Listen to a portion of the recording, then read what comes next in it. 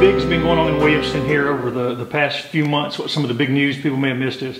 Sure, I don't think anybody missed it, but one of our biggest news we have so far this year is Ingles is coming to Williamston, which is that's big news. We've been without a grocery store for 20 years now, or in excess of 20 years, and having that anchor in our downtown is going to be very, very important. And so we look forward to them coming here. They should start construction, we would guess, probably the next 6 to 12 months. So we're very excited to see that. And do you know when they'll be open?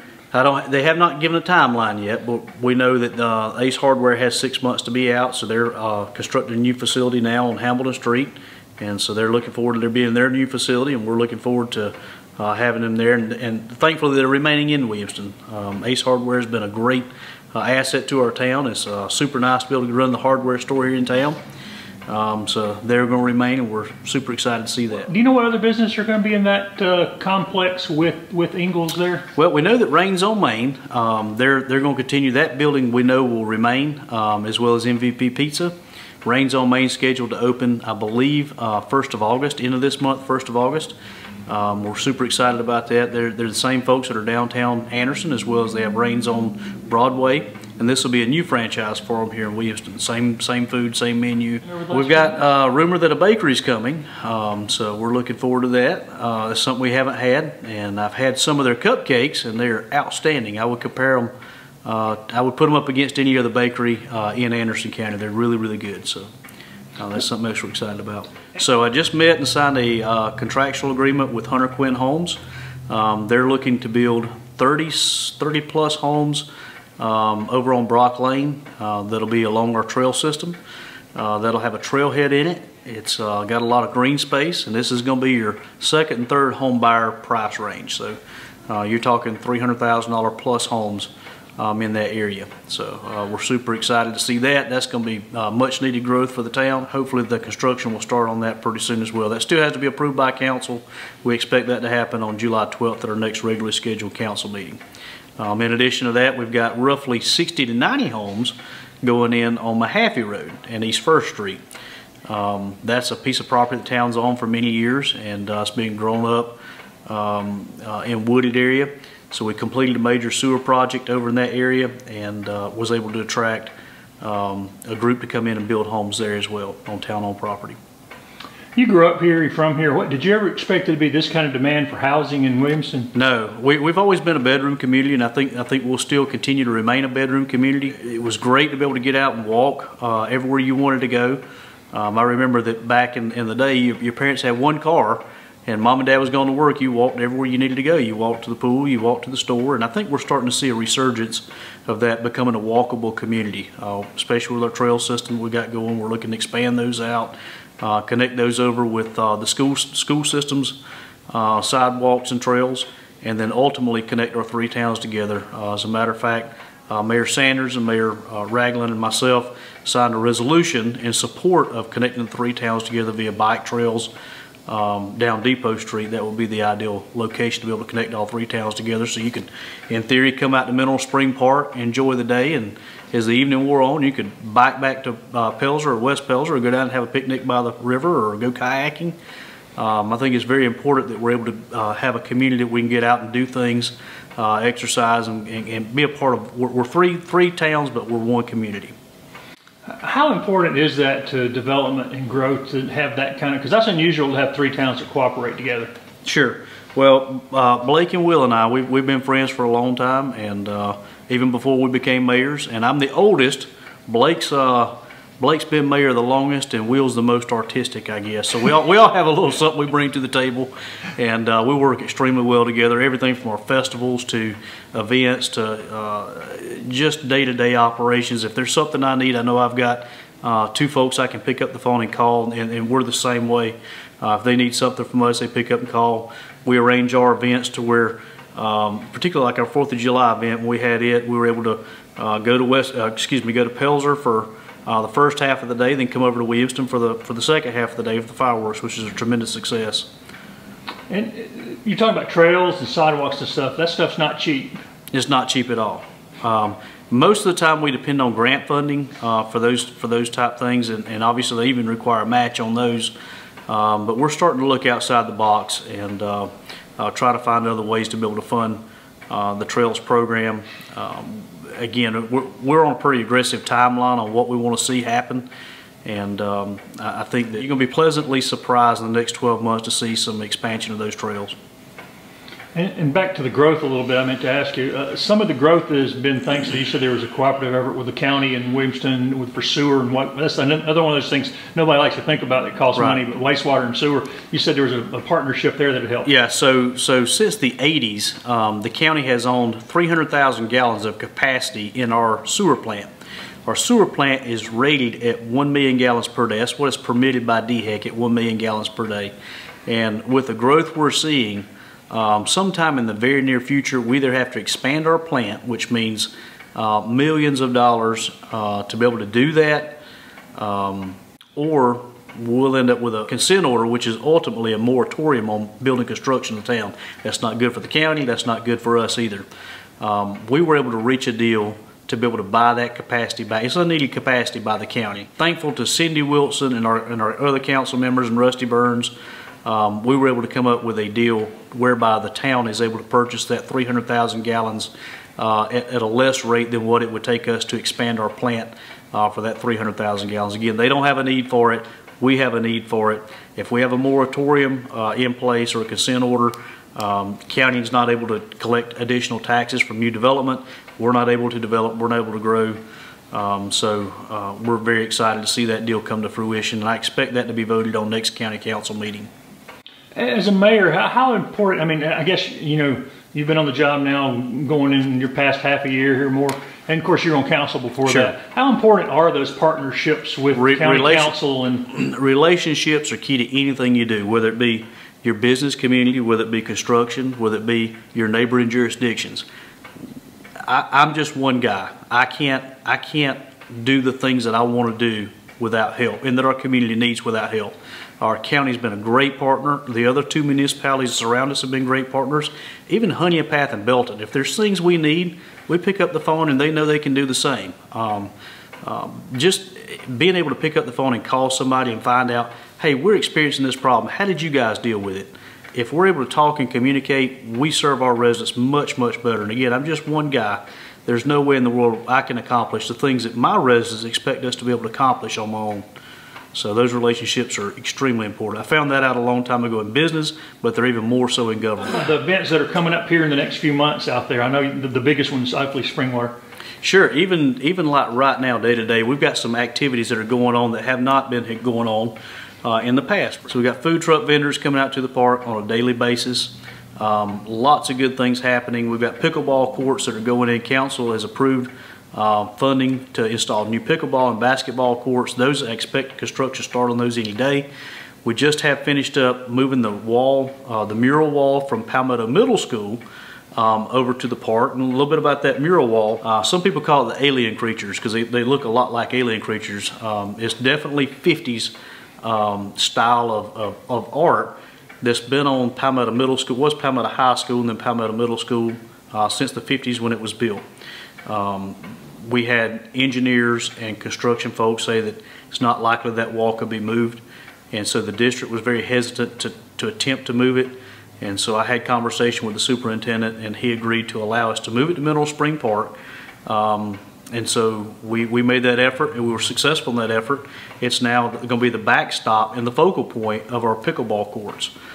So it's historic, it's functional, and it's artistic.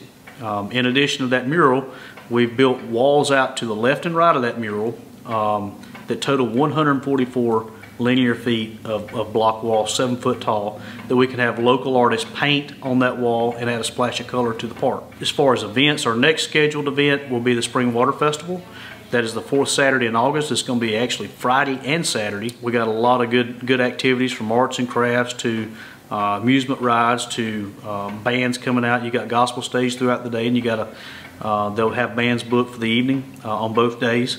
So we're looking forward to that. For the first time ever, you'll actually be able to come in and after 6 o'clock and actually have a cold beer at a concert if you desire to do that.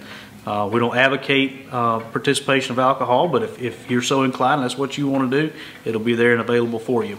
And that festival draws people from all over. It does. It draws people from all around. Historically, Spring Water Festival in the last, I would say, 5 or so years they've seen a decline in attendance, and that can be for a number of different things, but we've looked at other jurisdictions and what they're doing, Greenville, Spartanburg, Simpsonville, Anderson, and we're trying to figure out where we fit in that mix to be able to attract folks that are my age group to be able to come out and attend the festival, and there's something for everybody there. Historically, it's been mainly geared toward, I felt like, younger kids and older adults. So this will, having the events in the evening, extending those hours, allowing folks to have a cold beer if that's what they want to do, is something new, and that's something we think that will attract folks my age group that'll normally would go to Greenville or somewhere else for an event. So we got that coming up, and then we got immediately following that, the week following that, we have the Hot Air Fair sponsored by the Cancer Association of Anderson. Thank you. Angie Stringer and Ryan Hulon, they're coming out. We had that last year on the books. COVID hit, and they still took flight with the balloons that day, unannounced, mind you. And we had hundreds and hundreds of people came out with no advertising whatsoever. So this year we're going to go all out with advertising and make sure folks know what's going on. And we're working with, again, Mayor Sanders and Mayor Ragland, Pelzer and West Pelzer to come together. And we're going to try to make this an all-three town events. They may take off balloons in Pelzer or West Pelzer, land in Williamston, and vice versa. So it's really going to be about bringing all three communities together for a great cause. And certainly our local cancer society, our association, is a great cause. They help a lot of people around here. So you got that coming up, and then you got Halloween will come up, so you have Boo in the Park, and then obviously our Christmas festival is going to be phenomenal again. We have the Christmas in the park. It's just magical. There's nothing like it. Well, we hope to have some new, hope to change things up a little bit as far as decorations, some new and improved stuff. You know, it kind of gets monotonous when you put the same old stuff up year after year. So we hope to see some improvements there. Our town workers do a great job, and volunteers that come out and help hang those decorations. Some people wonder, they say, it's just now, Halloween just now, why in the world are you putting up Christmas decorations so early? Well, if you've seen all the lights and stuff that we put up and all the stuff that all the work that goes into it, you have to start early or you don't get it done. And people like to see it early. They do. It's exciting time. There's nothing like especially being a kid, but even as a parent, it's nothing like being in the park at Christmas time. In other town news, you got a new fire chief? We do have a new fire chief. His name is David Huff. He comes with many years of experience in the fire service. He was fire chief at West Pelzer Fire Department for a number of years. He was assistant chief at Clear Spring Fire Department in Greenville County for a number of years. So we're excited to have him on board. He started his duties on Monday of this week. So we welcome him aboard and can't wait to see all the good stuff that comes out of our fire department. They had a car show at our 4th of July festival. It was a real big success, had lots of cars there, and so it was a lot of fun. But having a new fire chief is a big deal here. A lot of people don't realize. It is. I think at last count, the best we can articulate since our fire department was founded, we've only had 6 fire chiefs. So I think David's going to make the 7th one. Hopefully he'll stick around as long as the rest of them have. He's our first paid fire chief. Everybody else has been volunteers, and you know, finding somebody to come in and step in that role with the responsibility that comes along with all the standards and stuff you have nowadays with the fire service. We're grateful to Steve Ellison. He did that for free for a number of years for our community for many, many years, and it's just not something you can get for free these days, unfortunately. People have jobs and they have to provide for their family, so we made that a full-time position, and David accepted, and we're glad that he did. We're glad to have him on board. And public safety is one of the biggest things the town has to provide. Public safety, if you look at our police department, that's 1/3 of our entire budget. And that doesn't include the fire department. So the town council and myself, we put a great emphasis on public safety. It's important to us. It's something that we want to make sure that our residents feel safe. Number one, they are safe, but number two, that they feel safe. And that should we have a disaster or some type of emergency situation, that we're able to handle it. Y'all have a town hall here that y'all don't just use for meetings. Y'all let the community take part and use this as well. Sure. So town hall, this is a very spacious building. We're very blessed to have this building. You got an auditorium that seats maybe 300 people. It's a big auditorium that's rented out quite frequently for weddings and wedding receptions. We've got 2 large banquet rooms that are rented out oftentimes for baby showers, birthday parties, things like that. But we also have a conference room that was renovated in February We began renovating that conference room. It had old pink carpet and it was just very dated. We brought that into the 20th century, 21st century rather. We have a smart board in there. We have new smart screen TV. We have a new conference room table, new chairs that are in there, nice boardroom style chairs. And that's available, that conference room is available to any business that's located in the town of Williamston that may need to conduct interviews or HR stuff, that they don't have a conference space. That's available to them free of charge. They just have to call Town Hall, let us know when they want to use it, and they're more than welcome to it. We have everybody from counseling services. We have some marriage counseling comes in and uses that room on Saturdays. We have drug dependency counseling takes place in there. We have McDonald's will come through when they'll have a job fair. So they'll invite people over and they'll conduct their interviews there in that space. So it's a really nice space to be able to use for our community. And also right here in your community, you have the school district office. Is that relationship important to the town? And that relationship is tremendously important. I'll give you an example.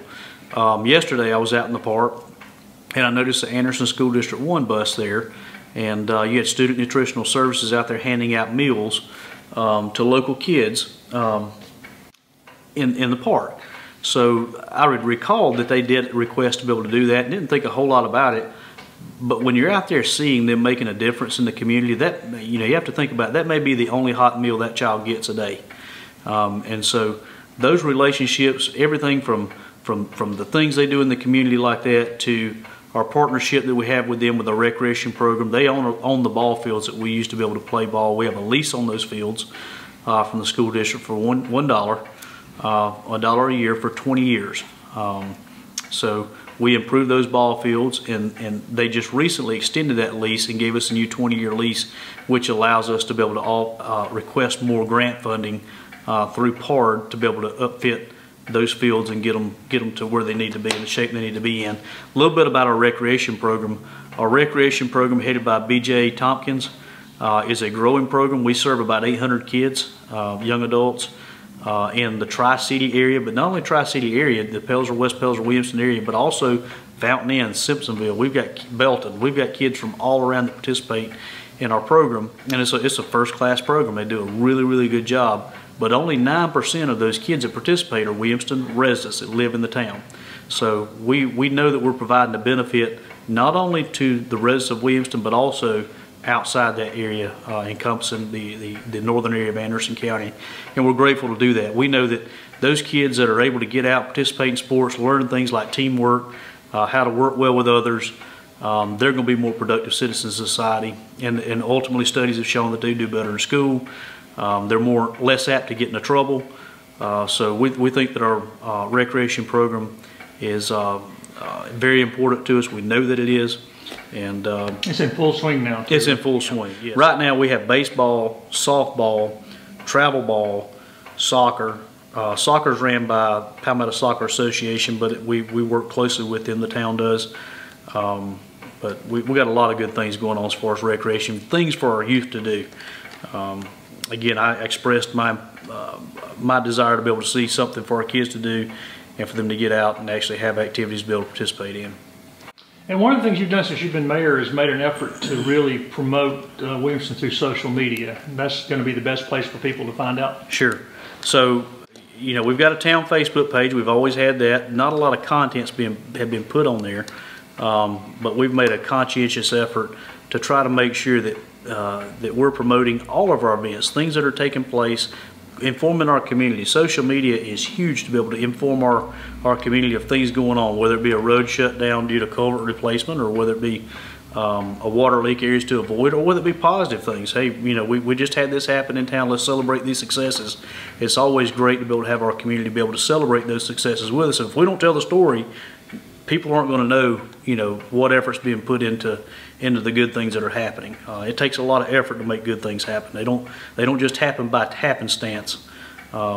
There's a lot goes into it, and I think it's important that our community and our surrounding area knows what goes into making those things happen.